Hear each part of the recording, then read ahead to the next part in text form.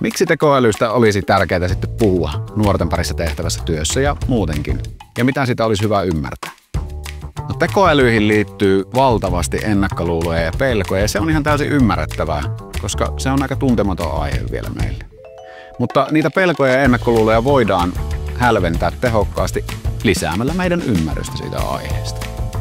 Meidän olisi tärkeää pystyä erottamaan se skifi-leffoista tuttu mielikuvitustekoäly ja sitten se oikea tekoäly, jota me käytetään päivittäin.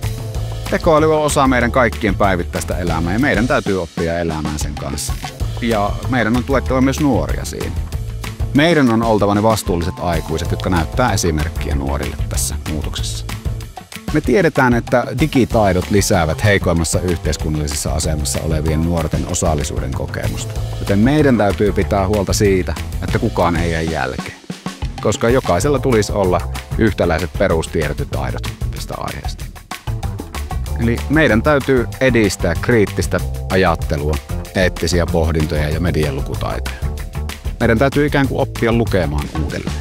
Käyttämällä näitä tekoälytyökaluja me opitaan, miten ne toimii, ja me voidaan löytää keinoja hyödyntää niitä meidän omassa elämässä. Mutta sen lisäksi me kehitetään meidän luovia digitaitoja ja sitä tekoälyn lukutaitoa. Nimittäin altistamalla itsemme generatiivisella tekoälyllä luodulle materiaalille me parannetaan meidän mahdollisuuksia havaita sitä myös muualla.